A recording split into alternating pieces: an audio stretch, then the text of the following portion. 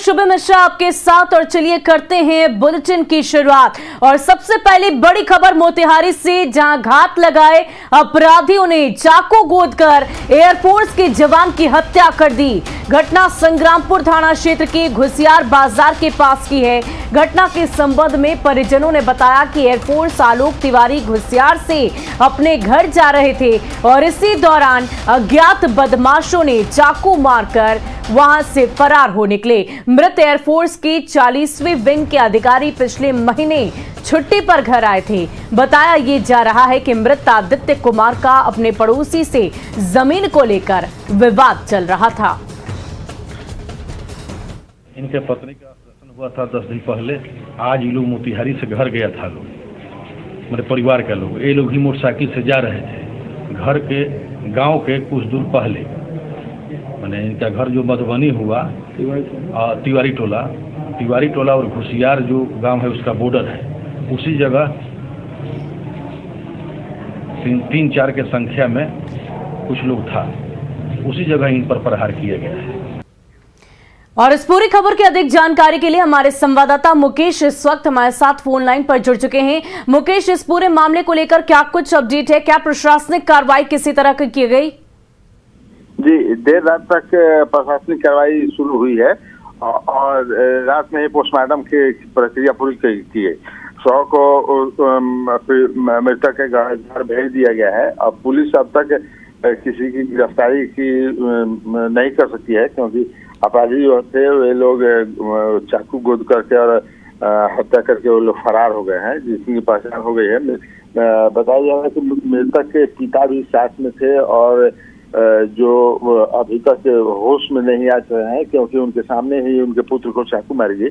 और एकलौते पुत्र थे आदित्य कुमार, जो जिन्हें चाकू मारी गई, सीने में चाकू लगी है और उनकी घटना से भी मौत हो गई। लेकिन पिता के कहने पर और पिता को सांत्वना देने के लिए स्थानीय लोगों ने उन्हें सदर अस्पताल लाया, जहां डॉक्टरों ने मृत घोषित किया।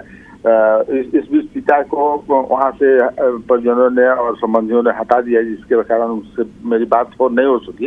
और वे बदहवास अवस्था में थे और होश में नहीं थे, जिसके कारण वे बात कर सके और उनके होश में आने के बाद ही उनसे बात करने का प्रयास किया जाएगा। जी, बहुत बहुत शुक्रिया हमारे साथ जुड़ने के लिए, तमाम जानकारी के लिए। तो ये बड़ी खबर आपको मोतिहारी से बता रहे थे, जहां जमीन विवाद में एक एयरफोर्स के जवान की हत्या कर दी गई। और मुंगेर में किराना दुकानदार की हत्या कर दी गई और शव को खेत में फेंक दिया गया। जमीन विवाद में हत्या की आशंका जाहिर की जा रही है। घटना धरहार थाना क्षेत्र के दशरथपुर गांव की बताई जा रही है। बताया ये जा रहा है कि देर रात दुकान बंद कर राजकुमार मंडल अपने घर लौट रहे थे और इसी दौरान पहले से घात लगाकर बैठे अपराधियों ने गला दबाकर उनकी हत्या कर दी। फिलहाल पुलिस मामले की जांच में जुट गई है।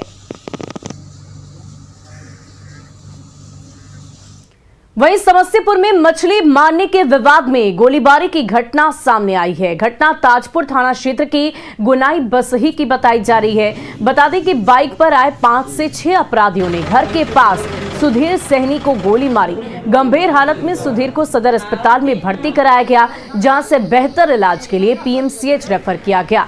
परिजनों ने गांव के ही गणेश सहन, राजदेव सहनी, शिखर सहनी, भूषण सहनी और रुपेश कापर पर गोली मारने का आरोप लगाया है। उनका कहना है कि इन लोगों के साथ सुधीर सहनी को मछली मारने का लेकर विवाद हुआ था। वहीं परिजनों ने पुलिस पर भी सवाल खड़े किए। उनका आरोप है कि सूचना देने के बावजूद पुलिस काफी देर से आई। बारी बांध रहे थे वो लोग, आपस में क्या था नहीं था, हम लोग मछली मार रहे थे, आया गोली चला दिया। कौन लोग थे वो लोग? राधे सहनी, गणेश सहनी, 4 छोटे लड़का था सर।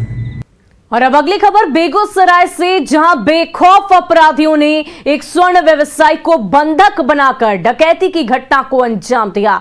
घटना बछवाड़ा थाना क्षेत्र के बछवाड़ा बाजार की है, जहां राजलक्ष्मी ज्वेलर्स दुकान में तकरीबन रात 2 बजे 5 की संख्या में हथियार बंद अपराधी पहुंचे और स्वर्ण व्यवसायी श्याम कुमार दास को बंधक बनाकर उनके साथ मारपीट की और तिजोरी काटकर तकरीबन 23 लाख के जेवरात लेकर फरार हो गए। वहीं घटना की सूचना मिलने के बाद बछवाड़ा थाने की पुलिस मौके पर पहुंचकर छानबीन शुरू कर दी है।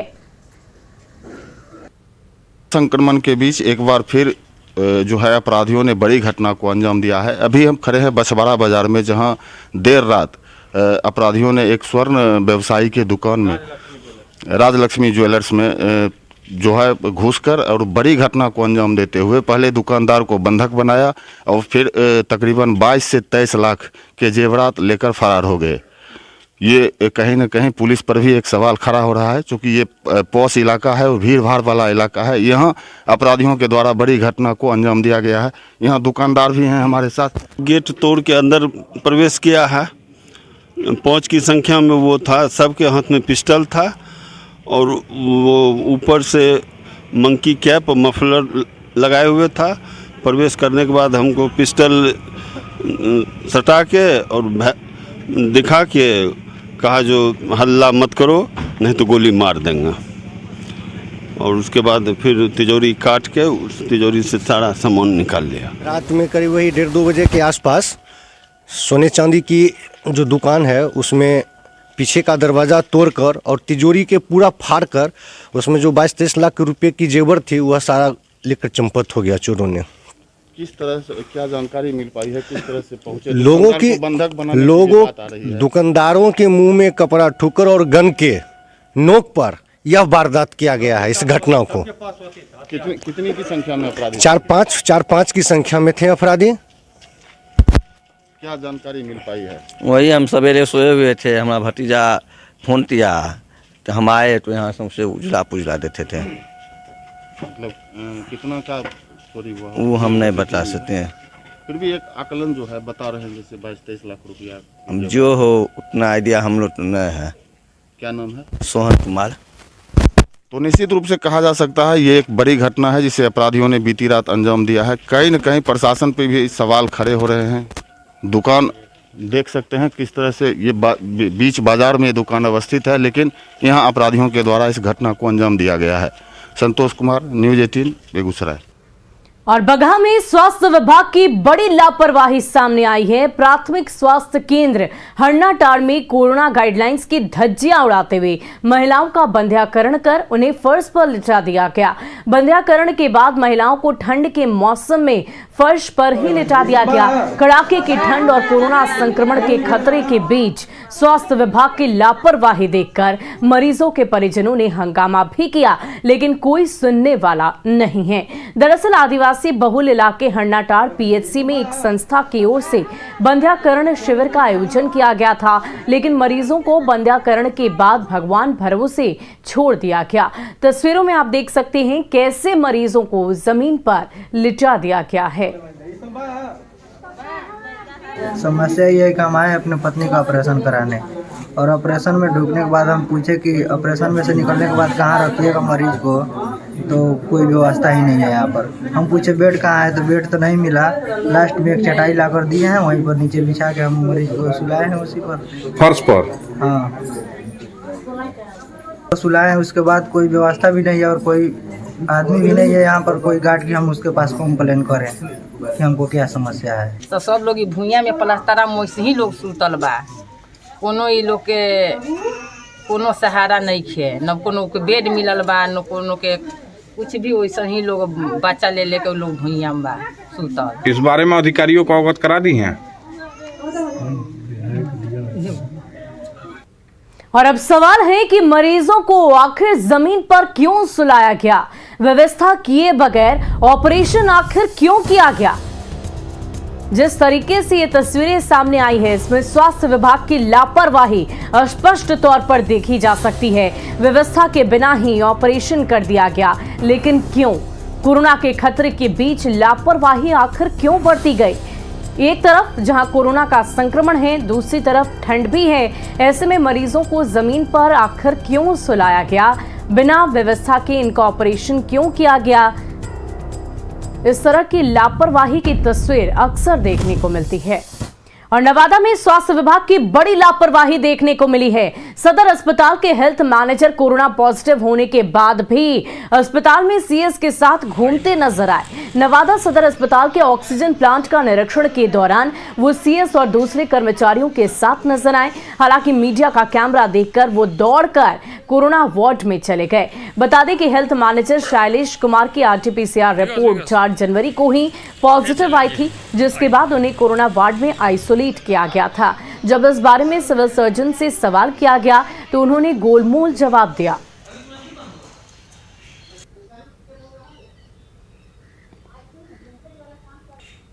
आपका ये हेल्थ मैनेजर कोरोना पॉजिटिव है और अभी आपके सामने घूम रहे थे, उस पर क्या कहेंगे आप? उसको हम लोग तो एडवाइस कर रहे हैं कि रेस्ट में रहो, क्योंकि मैनेजर है, पॉजिटिव है। मैनेजर है तो कुछ उसके बिना भी दिक्कत होता है तो उसको आना पड़ता है। संक्रमण फैलने का तो खतरा बड़ा। आपके सामने ही उसको कितना डांटे हैं। और कोरोना की रफ्तार डरावनी है और ऐसे में एकमात्र उपाय है सावधानी और सिर्फ सावधानी। कोरोना की रफ्तार को रोकने के लिए बिहार में कुछ पाबंदियां भी लगाई गई है, लेकिन उन पाबंदियों को कुछ लोग सेहत की सुरक्षा नहीं बल्कि सांप्रदायिक चश्मे से देख रहे हैं, जो कि बिल्कुल जानलेवा है, क्योंकि बीमारी धर्म, जाति और मजहब देखकर नहीं आती। भागलपुर से विशाल सिंह के साथ अररिया से सतीश कुमार की ये रिपोर्ट देखिए।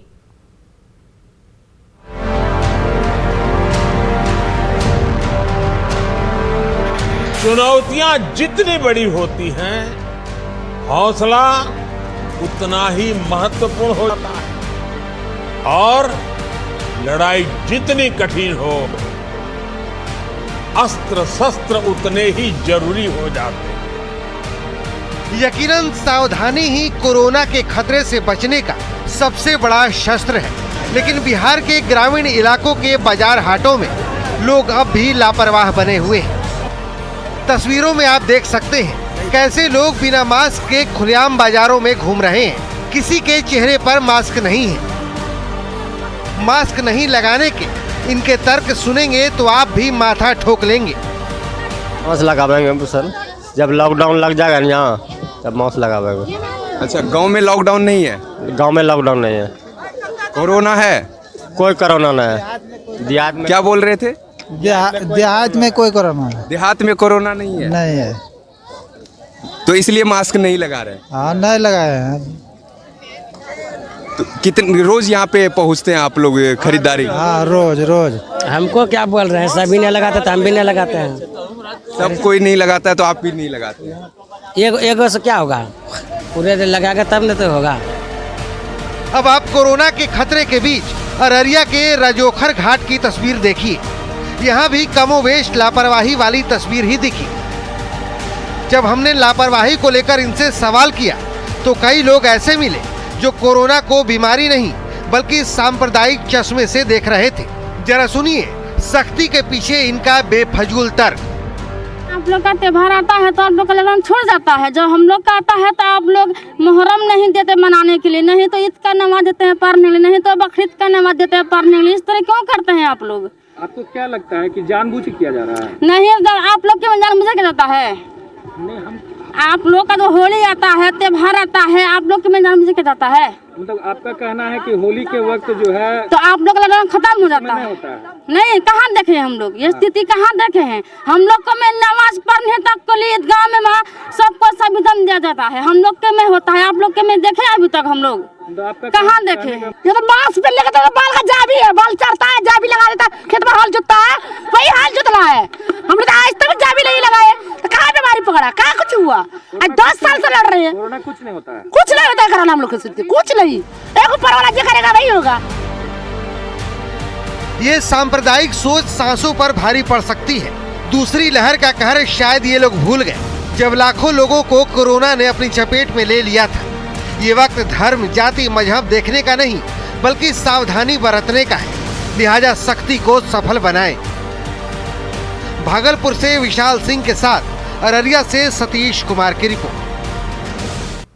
और ये हाल तब है जब हर दिन के साथ मरीजों की संख्या में लगातार बढ़ोतरी हो रही है। 7 जनवरी को बिहार में 3048 कोरोना मरीज मिले। पटना में सबसे ज्यादा 1314 कोरोना पॉजिटिव मरीज पाए गए। वहीं गया में ये संख्या 293, मुजफ्फरपुर में 130 रही। कटिहार की बात करें तो 99 संक्रमित मरीजों की पुष्टि की गई, जबकि बेगूसराय में 95, सीतामढ़ी में 67, भागलपुर में 62 मरीज मिले। वहीं एक्टिव केस की अगर बात कर लें तो बिहार में एक्टिव मरीजों की संख्या अब बढ़कर 8,489 हो गई है। और बिहार में 5 दिनों में कोरोना मरीजों की संख्या कैसे बढ़ी, इसकी जानकारी भी आपको देखते हैं। देखिए किस प्रकार इस ग्राफिक्स के माध्यम से आप समझ सकते हैं। 3 जनवरी को 344 संक्रमित मरीज पाए गए थे। 4 जनवरी को यह आंकड़ा और भी ज्यादा बढ़ा, 893 पहुंच गया। 5 जनवरी को बिहार में 1,659 संक्रमित मरीज मिले हैं। तो आप देखिए किस प्रकार कितनी तेजी से ये संक्रमित मरीजों के आंकड़ों में इजाफा नजर आ रहा है। 6 जनवरी को यह आंकड़ा और भी ज्यादा बढ़ा, 2,079 संक्रमित मरीजों की पुष्टि की गई और 7 जनवरी को यह आंकड़ा 3,000 के पार चला गया। पिछले 3 दिनों का आंकड़ा अगर देखें तो मरीजों की संख्या में बदस्तूर बढ़ोतरी ही देखने को मिली है। लगातार ये इजाफा देखने को मिल रहा है। अब ऐसे में सुरक्षित रहें, सतर्क रहें, सजग रहें, अपने आसपास के लोगों को जागरूक अनिवार्य रूप से करें। वहीं राजधानी पटना के नालंदा मेडिकल कॉलेज अस्पताल में 12 डॉक्टर और 8 पारा मेडिकल स्टाफ के कोरोना पॉजिटिव पाए जाने से अस्पताल महकमे में हड़कंप मच गया है। अस्पताल के 89 डॉक्टर और स्वास्थ्य कर्मियों की कोरोना जांच में 12 डॉक्टर और 8 पारा मेडिकल स्टाफ कोरोना संक्रमित पाए गए हैं। संक्रमित डॉक्टरों में माइक्रोबायोलॉजी विभाग के एक सीनियर डॉक्टर भी शामिल हैं। नालंदा मेडिकल कॉलेज के प्राचार्य और माइक्रोबायोलॉजी विभाग के विभागाध्यक्ष डॉक्टर हीरालाल महतो ने अस्पताल के 12 चिकित्सकों और 8 पारा मेडिकल स्टाफ के कोरोना पॉजिटिव पाए जाने की पुष्टि की है।